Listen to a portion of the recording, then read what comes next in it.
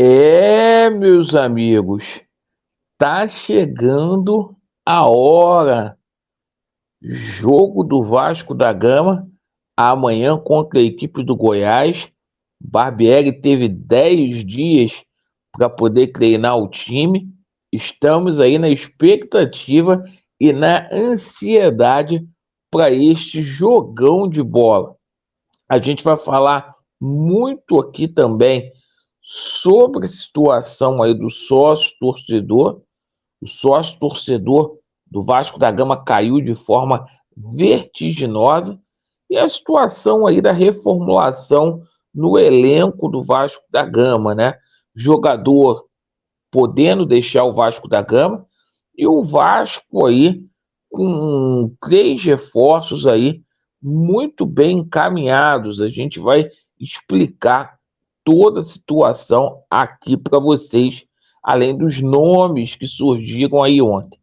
Eu peço a você que não é inscrito para se inscrever no nosso canal, deixe o seu like ou o seu dislike e ativem o sininho.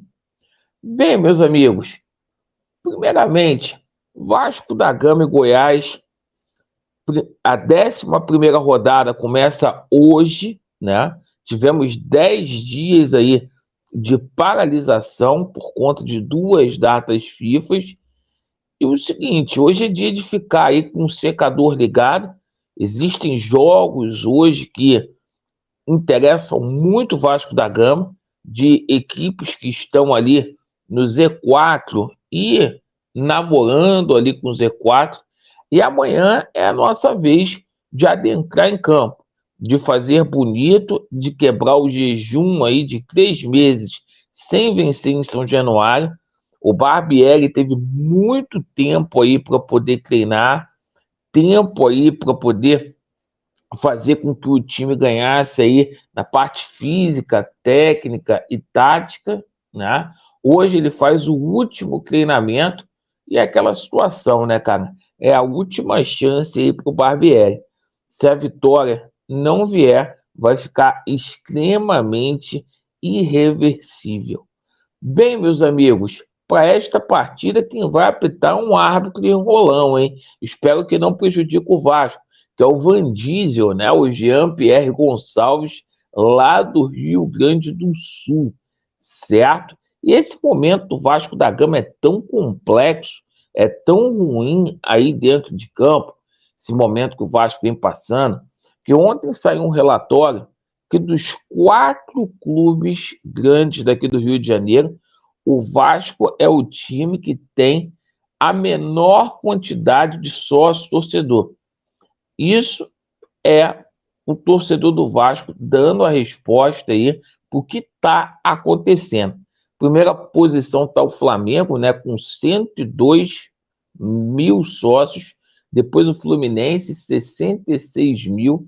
Depois o Botafogo com 46 mil. E pasmem aí, o Vasco que chegou a ter 150 mil sócios torcedores, o Vasco só tem 39 mil.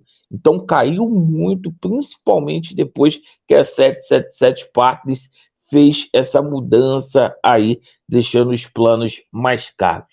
Bom, sobre a situação aqui envolvendo reforços, pessoal, o Vasco da Gama vai ter que se desfazer de um jogador para poder efetivamente fazer fluxo de caixa para poder contratar.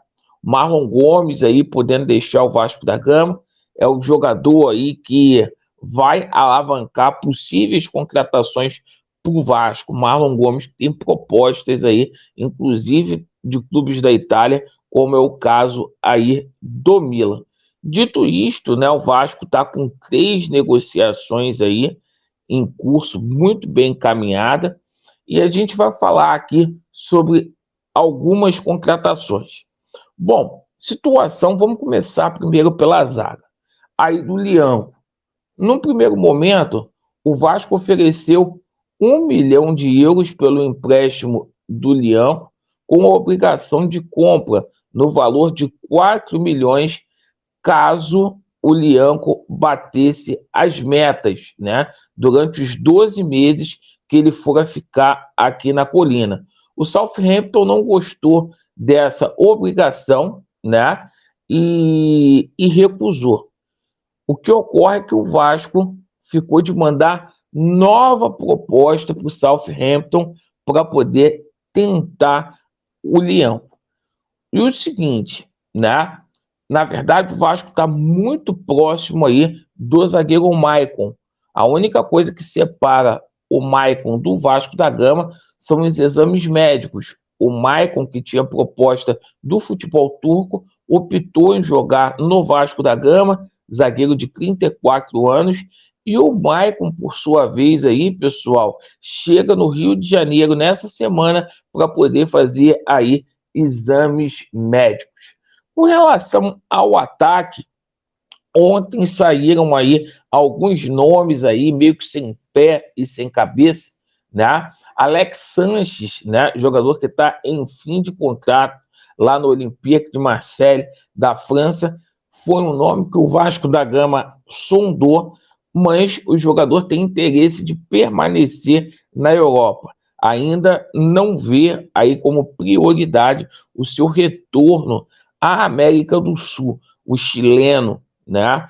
E o seguinte, né? Outro jogador aí que foi cogitado para o ataque ontem foi o Lucas Prato. O Lucas Prato aí que passou aqui pelo futebol brasileiro, tanto pelo São Paulo e também pela a equipe do Atlético Mineiro. Hoje ele está lá no Vélez Sarsfield, né? É um jogador aí que chegaria para poder brigar aí por posição no ataque vascaíno, o Lucas Prato. Bom, dois nomes aí muito sem pé e sem cabeça. O Vasco, para o camisa 10, segue as negociações aí com o jogador Lanzini, certo? Lanzini aí que tem propostas de outros clubes aí, está tentando aí, o grande problema é que o Lanzini tem a situação ali da esposa dele, está em lua de mel lá em Miami, certo? E o seguinte, né? Espero aí que dê certo, mas é muito complicado. Ontem até saiu uma matéria dizendo que o Lanzini tem um salário muito alto, o Vasco estava buscando uma redução salarial. E para finalizar aqui a situação aqui envolvendo volante, né? A situação aí do Cuejá babou, e a situação do Fernando é complicadíssima, né? O Fernando quer um contrato aí de 2 anos aí com o Vasco da Gama, e o Sevilha está fazendo jogo duro para poder liberar. Portanto, né, o que sobrou aí, jogador que está bem acertado com o Vasco da Gama, é o volante Gary Medel, né? Ele aceitou a proposta do Vasco da Gama. Então, além do Serginho, Maicon e Gary Medel, os 3 jogadores aí próximos de fechar com o Vasco da Gama. O Vasco esbarrando nessa situação de dinheiro, por isso não anunciou aí grandes reforços aí por enquanto, na minha opinião. Espero que a gente tenha consciência que mude essa situação aí em novembro, que é o mês das eleições do Vasco da Gama. Zé Comé prometeu, vai chegar a cereja aí. Vamos ver como que vai ficar essa situação aí.